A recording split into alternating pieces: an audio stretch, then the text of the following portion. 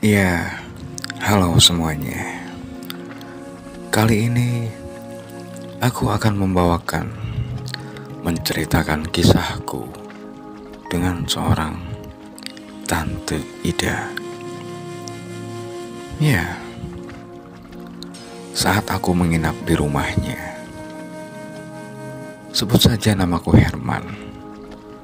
Umurku 30 tahun. Saat itu posisinya malam minggu. Aku sedang libur bekerja. Dan aku berada di rumah Tante Ida. Kulihat wajahnya yang begitu cantik di pagi hari. Namun kecantikan wajahnya tidak dapat disembunyikan. Di pagi hari itu, aku baru saja selesai mandi. Dan seperti biasa, aku minum kopi di teras rumah Tante Ida sambil menghirup udara pagi yang segar. Ya, akan tetapi di mataku tertuju kepada wajah Tante Ida yang sedang asik menyiram bunga di depan teras rumahnya. Ya, rupanya dia sedang serius menyiram bunga. Aku langsung menyapanya. "Pagi, Tante Ida." Ya, dia pun menjawab sambil senyum. "Pagi juga, Mas." Lalu aku langsung menawarkan jasa. Tanpa ragu-ragu, aku buatkan kopi ya Tante untukmu. Wow, dia pun senyum dan saat itu aku tidak melihat siapapun di rumahnya. Hanya ada aku dan Tante Ida.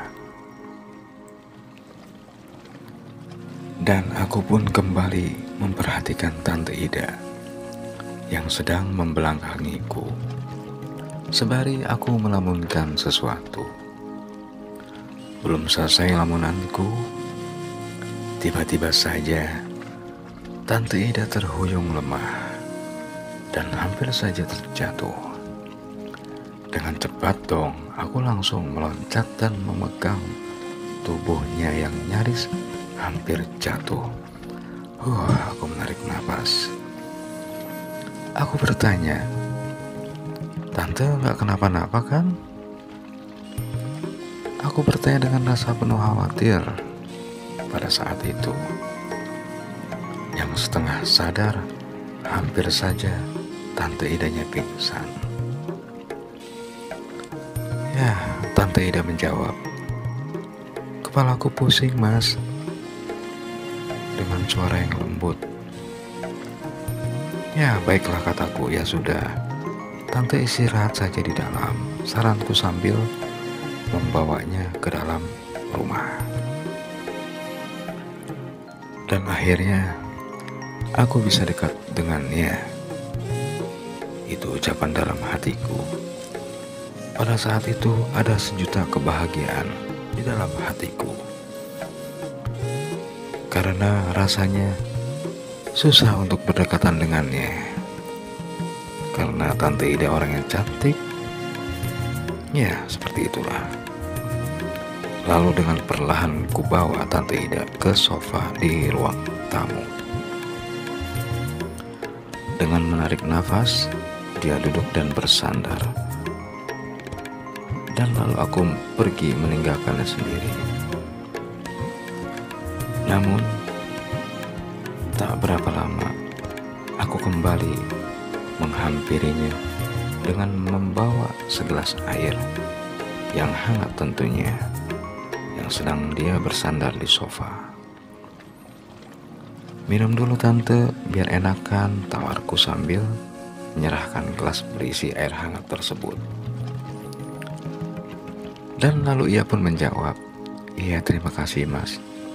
Ia pun langsung meminum air hangat tersebut yang aku berikan. "Terima kasih ya Mas, kamu udah baik." "Ya," ujarku berkata. Kepalanya masih pusing nggak tante? Dia hanya menganggukkan kepalanya. Aku pun menawarkan jasa. Mau dipijitin nggak tante? Lalu dia pun menjawab, boleh mas. Seakan dia sedang menahan rasa sakit. Ya baiklah. Aku pun mulai memijitnya perlahan-lahan. Dari mulai kepalanya.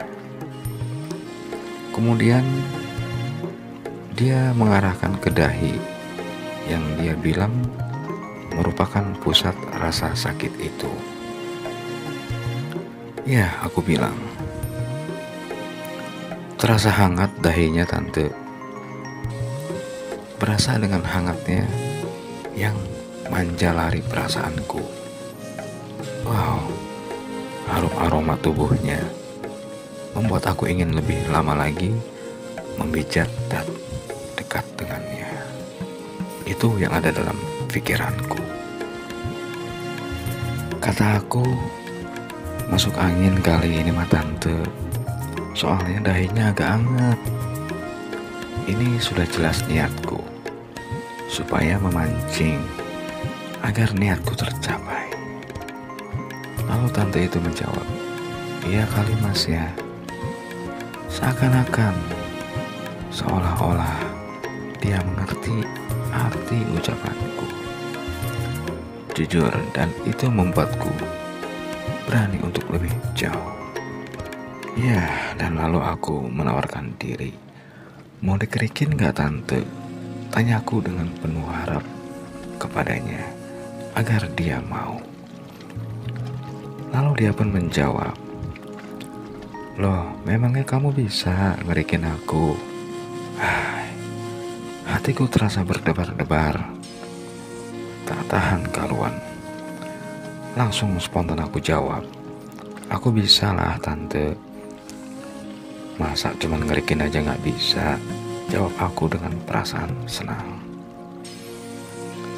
Lalu dengan cepat aku mulai ngerikin Tante Ida. Takutnya nanti dia berubah pikiran. Lalu Tante Ida menjawab, tapi di kamar aja ya kita kerikinnya. Hatiku langsung berdebar-debar dengan cepat. Baiklah tante, dengan perlahan kupapah dia melangkah menuju kamarnya. Dan aku pun berusaha untuk menahan dan menenangkan perasaanku yang dimulai dirasuki dengan niat dan pikiran yang mulai kemana-mana. Ya, setelah berada di dalam kamar, kusandarkan dia dan istirahat. Tante Ida pun merebahkan badannya seraya bernapas panjang, seolah-olah ada beban berat yang dibawanya. Aku pun segera berlalu mengambil obat gosok, minyak dan koin untuk mengerik badannya. Ya, dengan pelan-pelan aku mulai ngerikin punggung Tante Ida yang tentunya lentur badannya. Duh sakit mas, pelan-pelan, kata Tante Ida. Lalu aku jawab, ini udah pelan-pelan kok tante, ini merah, sudah jelas tante masuk angin, itu kataku. Lalu setelah selesai dikerik, aku pun pijat-pijat punggungnya. Ya, walaupun aku bukan ahlinya, sebisa mungkin sambil membersihkan sisa-sisa minyak yang di punggungnya. Setelah selesai, lalu aku membersihkan tangan. Lalu aku ingin keluar, namun Tante Ida manggil, Mas, ayo mas sini. Sudahlah, kamu jangan pura-pura. Tante tahu kok, dari tadi kamu mikirin hal yang sudah mengganggu, yang bikin pikiranmu kacau, kata Tante Ida yang seakan-akan sudah tahu tentang sama perasaanku padanya. Oh,